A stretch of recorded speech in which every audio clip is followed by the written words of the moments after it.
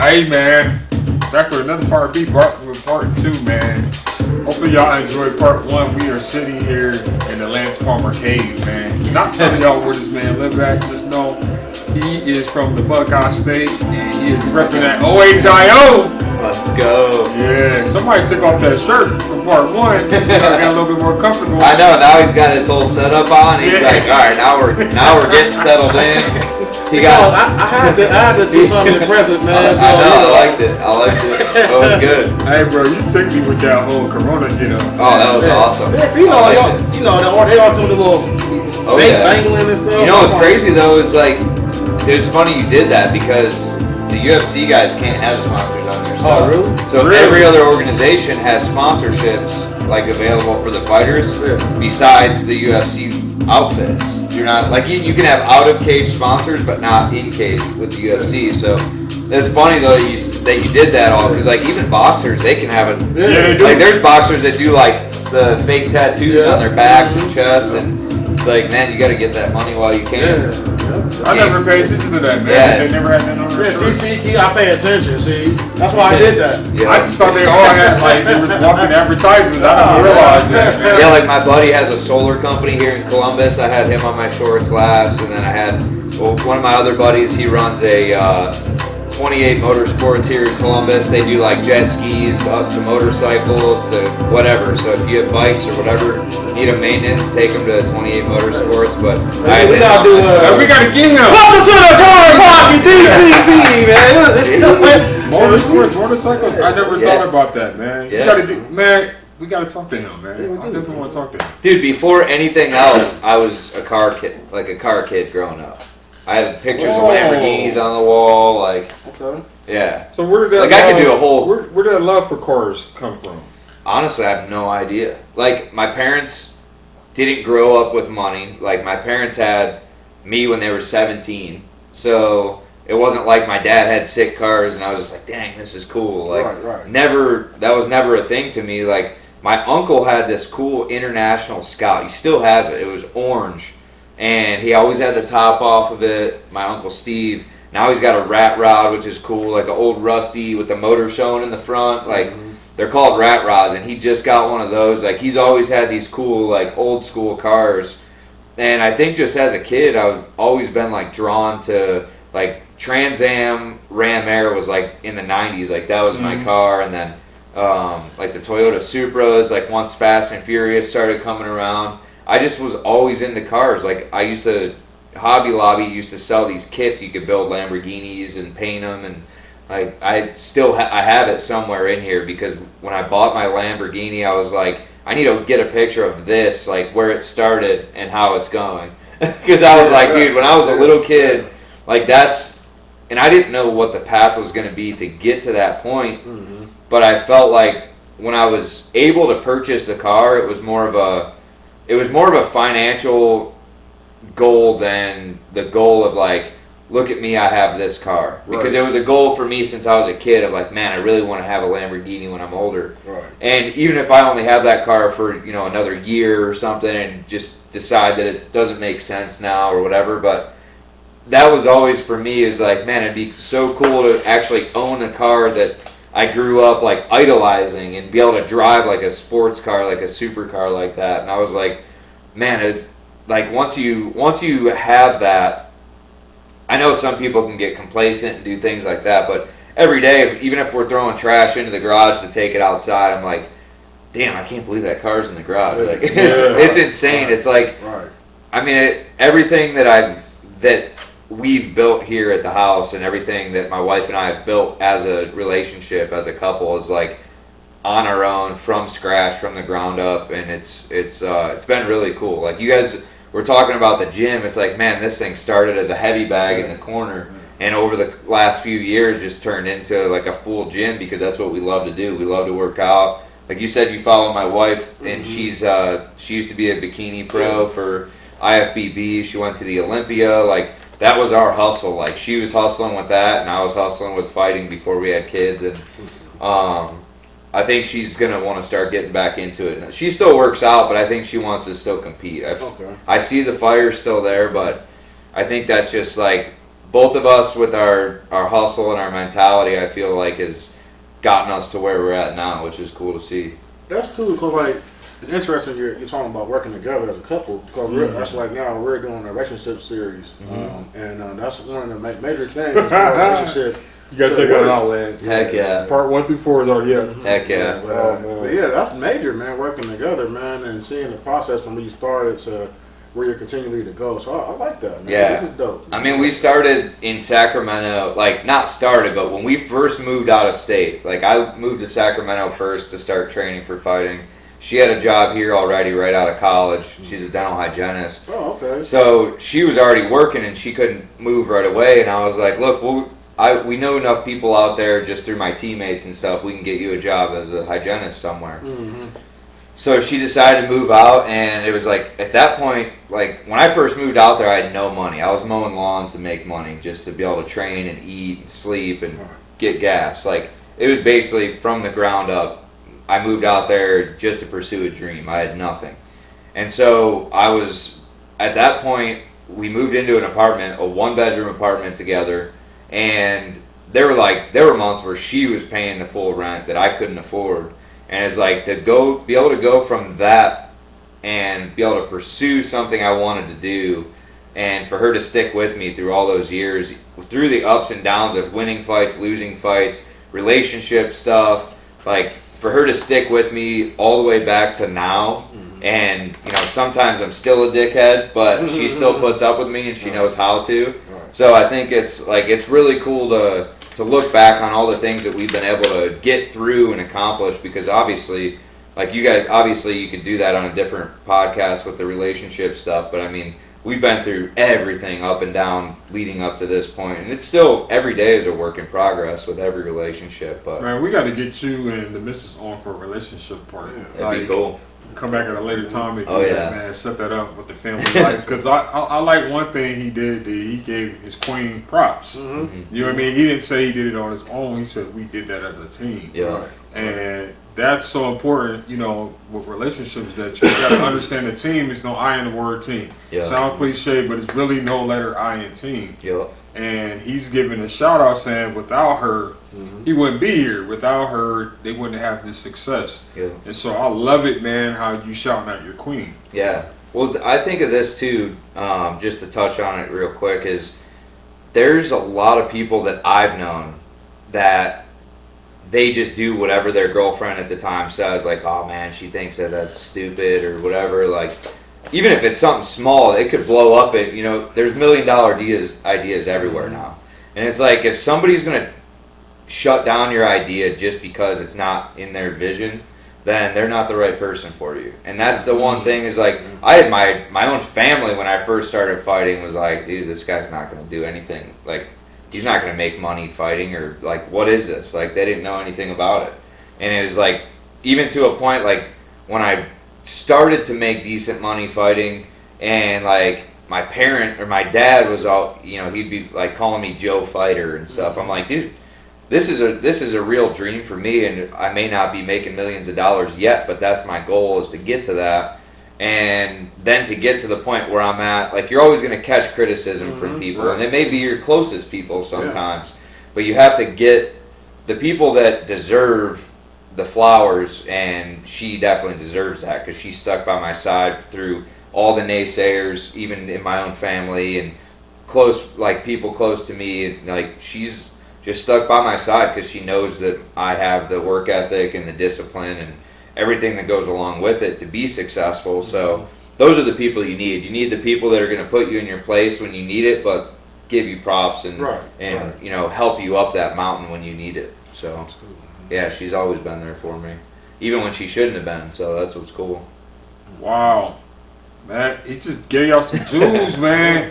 How to have a successful relationship. We ain't even doing a relationship series with him yet, man. But he just gave you some jewels. So yeah. Well, we're gonna come back to that to you though, man. Yeah, no, that's all good. Man, you are a PFL first time, 2-time champion, man. Like, first off, what even pushed you to go to the professional fighting league? Y'all know what that is, man. So, I actually was I'll have to go back a little bit because PFL's origins started from a league called World Series of Fighting, and I was a 2-time champ in World Series of Fighting before it turned into PFL. And when it turned into PFL, there was it was 2017 in the fall of 17 when they were throwing the idea around of this $1 million tournament and having a belt and $1 million check on the line at the end of the season and having these regular season and so my manager, we were talking about it, and he was like, World Series is turning into PFL, and they're going to keep your weight division because they actually took away bantamweight and one other weight division to add the women's division. Okay. And so I was like, I'm down to do it. I mean, I'm fighting to make a living for my family. So when it comes down to it, you have to fight and do what's going to be best for your future and your family's future. So when it came to that, I was like, okay, so I fought in Washington, D.C. against a guy named Steve Seiler. And that was PFL's Professional Fighter League's first official event. It was like a black tie affair. It was in this conference center in Washington, D.C. It was invite only. It was the owners of Under Armour and all these other people were there. It was kind of a strange setup because there was cigar smoke in the cage. You couldn't even breathe. I got out of there, I felt like I had emphysema. It was kind of I wouldn't say, I mean, it may have been successful for what they were trying to do, but from the fighter standpoint, it was the worst possible scenario. But I went into that fight. I ended up winning that fight, and that was the first fight after we moved here. So I was training in Sacramento still, but out of town during camp, and that fight card got pushed and pushed and pushed, and it kept getting moved, and we were planning our wedding. And so I was like, man, this is crazy. I'm just going to have to pull out of this fight if they don't know when the date's going to be, because I'm not going to make her flip around all this stuff with the, it's the florist and everything else that goes into the wedding. I'm like, dude, it's already a nightmare to begin with. I'm just going to let it be, save the date, 11/10, whatever happens, whatever happens before or after that, I'm not going to fight right after my wedding because I want to get messed up during the wedding and have fun, I want to enjoy my own wedding because I'm hoping to only have one. And I was like, so that, all this went through my mind, and all at the same time, I'm like, okay, so this Professional Fighters League is thinking about this $1 million tournament. If I pull out of this fight, they may not bring me into the season next year, or whatever. You're just thinking all these things that may not even happen. And then on top of that, there was guys like John Fitch, who was a big UFC guy at the time, who went to World Series of Fighting. He was like, I'm not signing with PFL, man. He was all about that they weren't going to pay at the end of the year, and I was like, man, I have nothing else to lose at this point. What am I going to do? If I sign with the UFC at this point, if they even signed me at that point, I wouldn't be making half of what I'm making now. It was a whole thing going on, and they were like, all right, we're official. It's going to be 11/2/17. I was like, perfect. That's 8 days before my wedding. Right. If I get any cuts or anything, the stitches will be out before the wedding date, whatever. That was her concern, is the wedding pictures. I'm like, dude, I'll be fine. Don't worry. Right.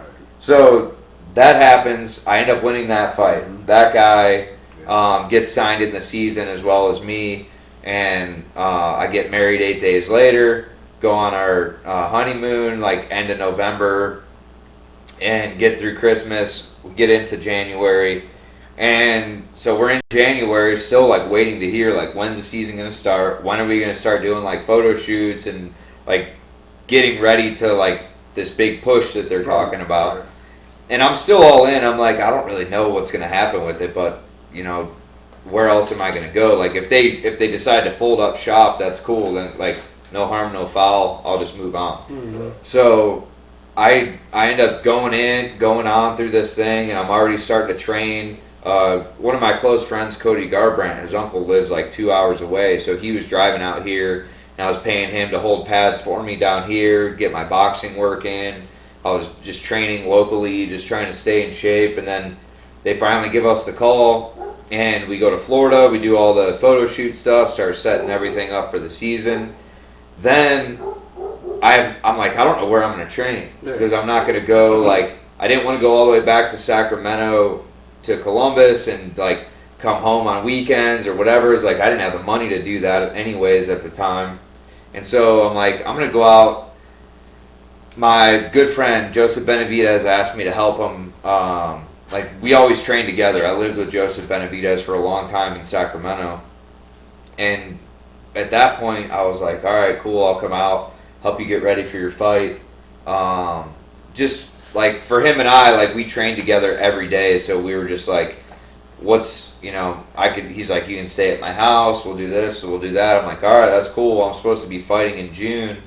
And he's like, oh, well, I'm supposed to fight the next day. I'm like, oh, perfect. So I'll just train there. We'll help each other get ready for these fights, and then I'll figure out a living situation after that fight. So I trained in Vegas leading up to that whole fight. He ends up fighting Sergio Pettis, I think, the day after me. But that season starts and gets the ball rolling. I went out, I got a second round finish, which would have been 5 points toward my season. And that's what got the ball rolling and really, really got things.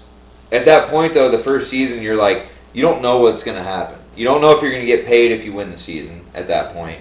You don't know, like, what it's like to fight twice in one night, because that was the playoff at that time, was 2 fights one night for the quarters and the semis.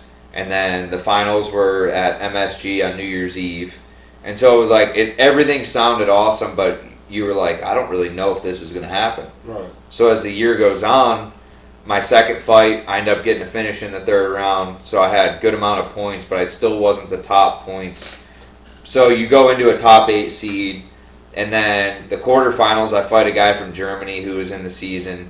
I beat him, go in the back, watching the other fight, and it's Andre Harrison. Mm-hmm. And it was a guy who I lost to in the beginning of 2017 in a decision, and that fight was, like you were saying, it was, you know, man, you felt that I won that fight. I broke my hand in the very first round. That's what I'm saying, man. Like, and you still beat his tail, and they cheated you, man. Like, yeah, I feel like it was in his home area though, because it was in New York, and he had all of his people there. Like, my dad almost got in a fight in the stands. Yeah, it was like, it was just, I mean, it was one of those things where it was just like, man, it just wasn't meant to happen that time, you know? Yeah. Like, I demolished my hand. I was like, that was my second time breaking my hand. My family thought that I was going to quit fighting at that point. It was just like, that was like a crossroads for me of like, man, I don't know what to do.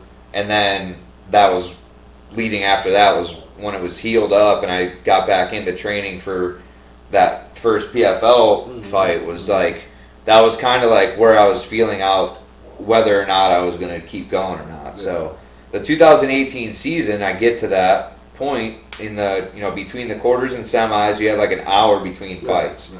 And so I'm in the back. You don't even take your gloves off. They keep you wrapped and gloved, and you're just like eating snacks or, you know, something small to hold you over for a second fight, because usually you do that before you get to the arena, then you fight, and then you do your media and you leave. Like, you never have to fight twice in one night, so nobody knew what to do, really.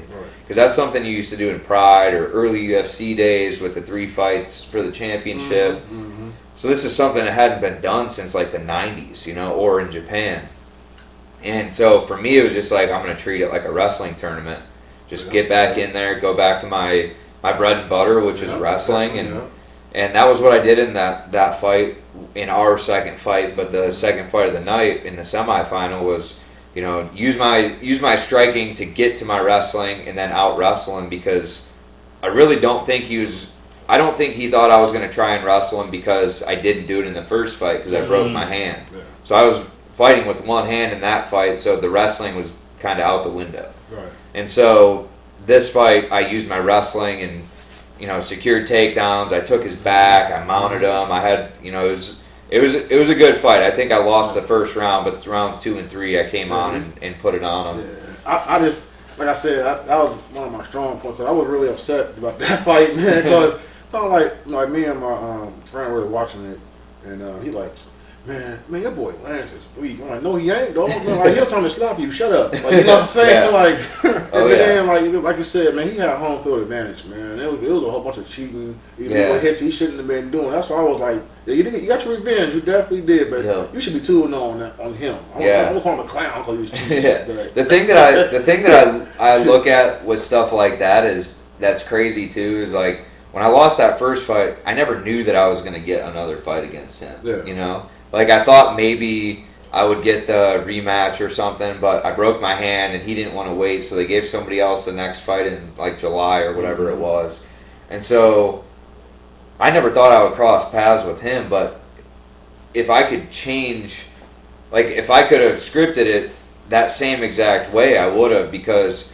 I would rather win the one that I won to go on for the $1 million fight than win the one that I lost, you know? Right. So like things happen for a reason that way, and even though you can't control some stuff, you look back on it and you're like, man, I'm glad it happened that way. And some things are the opposite. I wish it didn't happen that way, but it's just, that's just, you know, life's paths sometimes you can't control.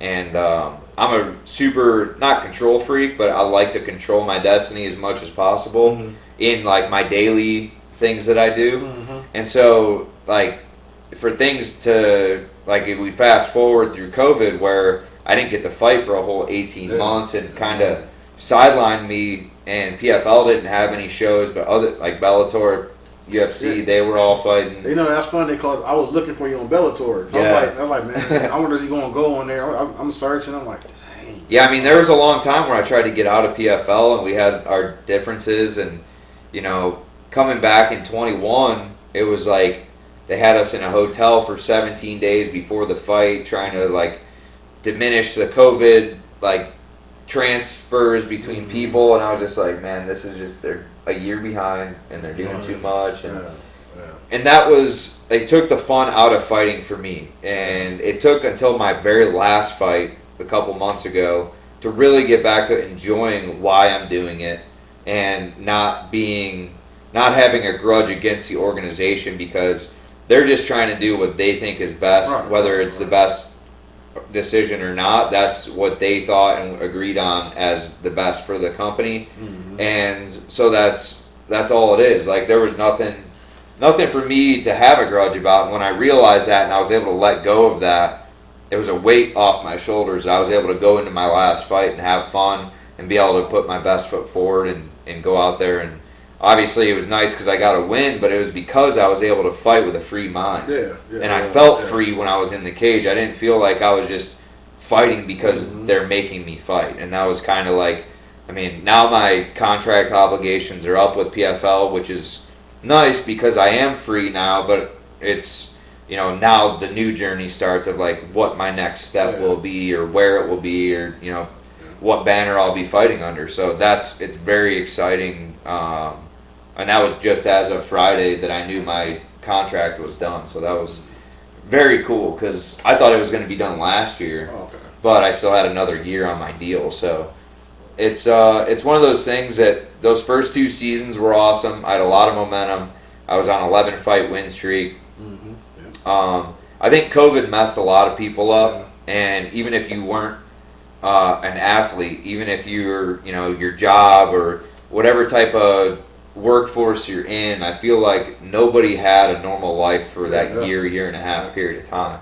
So I don't feel special in any way that, you know, about what happened to my career for those 18 months. I feel like anybody in, you know, if I was in someone else's shoes, it could have been a different problem to deal with. So that's something I always look at, is like things you can't control. There's no reason to like hold aggression or hold bad vibes about. You just have to let it go and go with the flow until you can control it again. So now, what advice would you give someone that's thinking about wrestling, whether they're in high school, junior high, or college, or even trying to become a professional fighter? Like, what advice would you give them? I would say, if any advice at all, like if it's going to be like, start with wrestling, just go. The main thing you can do is just go and try it. You know, go to a wrestling club, or go to if you're in high school, go to your high school coach, your high school wrestling coach, and say, hey man, I want to, you know, give it a try, and it may not be for me, or it may be. I feel like people who have the like itch to wrestle or they want to try wrestling, I feel like, you know, they're going to stick to it to a certain extent. And not everybody is going to be, you know, Jordan Burroughs, like 7-time world champ wrestler. Like, that's something that you have to just enjoy the daily process. You're not going to just walk in the wrestling room and be a world champ or a state champ or a state qualifier. It's, you have to do it for years and years and years. And so I would just say, like, you have to enjoy it, because wrestling's a hard sport when you're winning, let alone losing. Like, if you lose, it's even harder of a sport, but if you're winning, it's still hard. You get your hand raised, and you're like, here's, you get a pat on the butt, you go back to the room, and you're working hard again. It's not like there's no fame, there's no, like, glory besides the legacy that you want to build. And so wrestling is a tough sport. It's not, it's something that doesn't get too much attention, so you have to be okay with that. You have to be okay with, like, in the wrestler world, you'll get attention, but if you're looking for mainstream fame from wrestling, it's not going to come unless you're going to do, like, professional wrestling, like WWE. And if you're going to start fighting, I would say, if you want to be a professional fighter, go into a boxing class, go into a jiu-jitsu class, go into a wrestling class at a MMA gym. Like, you have to start doing everything together. You can't just start with one background and just do that. Like, I came into fighting with just wrestling, but my very first week at Team Alpha Male was boxing, Muay Thai, jiu-jitsu, strength and conditioning, and wrestling on top of it. And all that stuff put together is the soup that makes MMA. So you have to be doing it all. And if there's things that, if you're a person who's like, oh, well, I'll just defend the takedown and box them up, it's like, you can do that until you get to a certain level of fighter, and then that doesn't work anymore. Yeah, I guess this is a new thing we're going to do with our guests. I got a few more questions before, we know your time is limited. You got to get back on duty. Dad duty.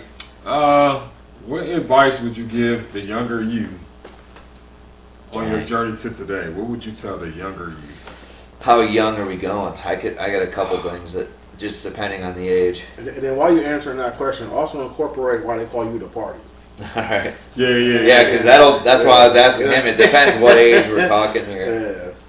Take us back to when you, the journey, the wrestling journey, the sports journey.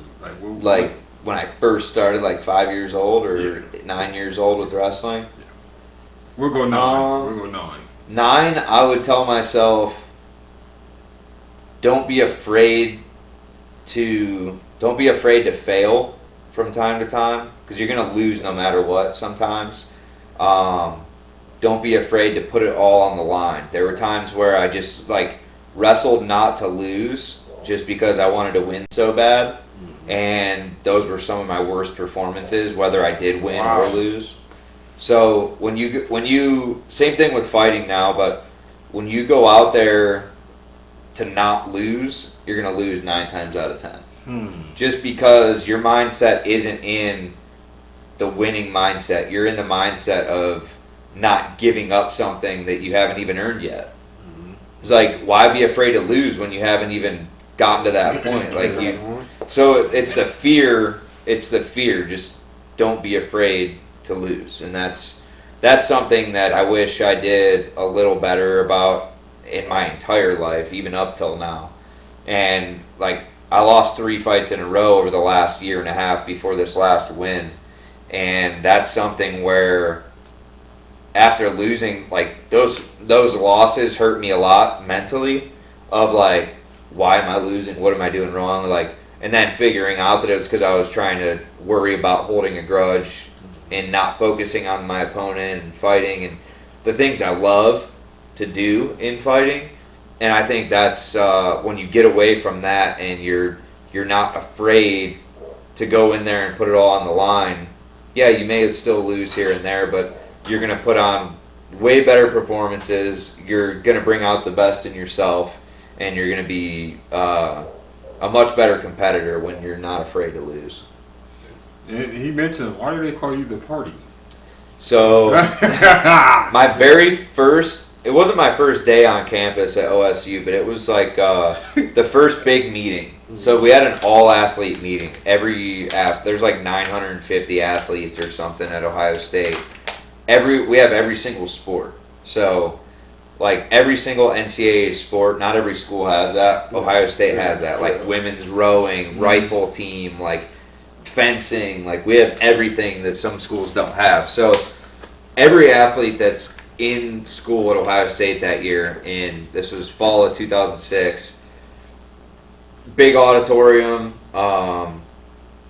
holds, I don't know, however many people it had to hold at that point, but it was just one of the big classroom auditoriums. And I was running late because I didn't know the campus that well yet. And I walk in at the bottom, like where all the coaches, the AD, Gene Smith, like everybody's down at the bottom talking to the athletes like one at a time. Like one coach at a time, or one person just welcoming everybody, this and that. So I walk in, I open the door, and like everybody's staring at me because they're looking down at the floor, and I'm just like, oh shit, and I'm just like looking, and then I'm like, I'm here for the gangbang, and I just like I just look up at everybody, like obviously all the college kids lose it, but like my coach at the time, like it's his first year, he basically came in with me after I got recruited. It was his first year, and he goes, just stares at me and shakes his head, and then I just walk up the stairs outside and go back in at the top and sit all the way in the back. But somehow that story got around to like the MMA community because Uriah Faber used that story to convince me why I should be called the Party. Yeah. And like I think Matt Brown found out from one of the Ohio State coaches, and because he's a local guy, and he told Faber sometime, and then it just like that's how it got construed, and I was like, well, it was a true story, but like that's how he gave me the name the Party. And that came about from me saying that from old school, because I think the dude shows up at the door when the husband shows up early from a trip, and he's like knocks on the door. He's like, "Who are you?" He's like, "I'm here for the gangbang." And he closed the door, and I was like, I don't know why. Like that's me though. Like that's my personality. Like always joking around when the time is not right sometimes. That's how I am, man. When the time is not right, man. Oh well. But it's like that's how I got my personality, and like people love it though. So that's kind of how I got the nickname the Party, and we turned it into something of like not like going out and partying and like that stuff like that, like bringing the party into the cage and like the fight party, like everything about it. Like partying doesn't have to mean just like going out. Exactly, and that was kind of how I started to change it around. Is like because I still love to party, I love to have a good time. Like it's all about like having fun with what you do, and that's kind of how I describe myself as the Party now. That's dope. Man. Still like to go out a little bit, but not as much. Like once you're a party dad, it's not as much. I know, man. Like shoot, yeah. Like my wife lets me do a lot of what I want to do, but I feel like just going out in general is not. One, it's not a good idea, but two, it's just not safe anymore. Yeah. You got to be careful out there, and that's everywhere too, not just here. I mean, like I fought in Atlanta, and I went out with one of. He wrestled at Penn State, then Arizona State. I went out with him after the fight because my wife was so pregnant, and Atlanta's an awesome city, and I went out with him, and we had a good time. But there were some areas where I was like, man, this is kind of sketchy to be out here and like 2 in the morning. And shit. Definitely in Atlanta. But it was it's a great city though. Like it was an awesome city, great place to visit. But it's like you just have to know your place. Places not to be or what to do at certain times of day. But yeah, that's how I got the Party. How important is your family to you? My family is everything to me, and more so now that I have my own kids and my own family. Before it was like my brothers, my parents, my grandparents, and it still is that, but that's kind of like a secondary family now to my immediate family. So like my daughter, my son, my wife, my dogs, like my dogs are family to me because they were here before the kids. So I feel like I would say that they're the reason I do the things I do, because I could easily do it for me because fighting is a selfish sport, but now that I have other people to care for, and like I want them to look up to me as like, man, my dad's disciplined. My dad, he did a lot of cool stuff in his life, but more so like how I hold myself, whether I win or lose, or in public, or when I'm doing interviews and stuff like that. I want them to be able to look back on that stuff and be like, man, he really did it the right way. Right. Like that's Right. kind of like, I don't want to be in the news, like getting in DUIs and Right. accidents. Like that was Right. stuff from my college days. Yeah. Like I want them to remember me as somebody who was like, one, was a provider for them, but two, was a protector for them, and three, was somebody that they can look up to as a good human being Right too. on. Right on. So Right on. That's legacy, man. Yeah. One more thing, Lance, aka the Party Bomber, is the fire back. oh yeah, I would say the fire's back. Yes. And I think even the first fight that I lost this season, the fire was starting to come back, but I feel like the training camp right after that for that second fight was like, I feel like the old Lance Palmer again, and that's so now there's going to be hopefully another organization that I can let that fire loose It's gonna in. happen for sure. So, And then Man, and also when you do that, man, we're gonna get you a shirt, man. Can you wear a shirt? Oh, for sure. Yeah, man. we're gonna get I an mean, especially made DCP shirt for Lance. man. Yeah. I mean, I'd be sweet if you want to. You have him drop it off. I'll wear it every day when he comes over, and I'll just flex on All him. right, all right. Heck yeah, dude. Flex with DCP, man. Hey, he said the fire is back. It's about to be mayhem. Oh yeah. Man, fire It's is the bonfire. Oh. It's not a small fire. Whoa. It's the bonfire. Oh my goodness, man. We want to thank you again. Appreciate you, man. Thank you. One love, I Man, appreciate man. thank you, Anytime. Lance Palmer, man. Heck yeah. Man, this is Lance Palmer, man. I appreciate having you guys here. This was a good time. It was fun. Hey, Lance, man. So, we had a guest going on there. I signed her book and everything. You know what I'm saying? You gotta watch the episode, You gotta man. watch Heck It's yeah. crazy, man. Heck This yeah. guy. Whoa, man. Nah, shout out to D&J Tees Inc., man. You know what I'm Nice. saying? Made a hat for us, man. And There you go. I was gonna wear it, man, but I was telling Key, man, like, we should have our guests to sign a hat or something, man. So can you please do us the honor and be the first, Let's do it. not gonna say guest, first family member to sign the Family DCP member. hat. What part of the hat? Wherever you want to sign it, man. I like the Bills. There you go, man. Yeah, Lance is not a guest, man. He's family, man. Every guest that Yeah. comes on here is family, man. We all about family, man. And he dropped some jewels. Hopefully y'all get that, man. Overcome fear. Keep yeah. your family first, man. He's all about legacy. When he's gone, what can his kids say about their dad, man? Family's all you got. That's all you got. Man, make sure you appreciate your family. Time is precious, man. Every day, Man, do not take it for forward granted. and party, y'all. Hey, man, this has been a magical interview, man, from start to finish, man. been awesome. Everything, man. Heck So, yeah. and, man, we greatly appreciate you, man. Inviting us to your secret facility, Oh, man. You know what I'm saying? Look at this little workout. I've been doing push-ups, man. and stuff, There you man. go. So, I'm No not better gonna- day than the Lord's day to do this. man, With the what- sun beating That's down. what I'm saying. Go ahead, beaming on you. yeah. I'm trying to do like this to I help like you out. it. I like it. glowing, man. Oh man! Hey, All right. man. So at the end of the show, I go DCP, the corner pocket. I don't mean the 8-ball. Boop boop boop boop. Something you want to do? Man, you want to grab some weights and Let's go do it. boop boop boop boop. Oh yeah. Let's All go. right. I got some weights going. I need the one that's like 1%. I don't need that. There we go. Right here. Fine.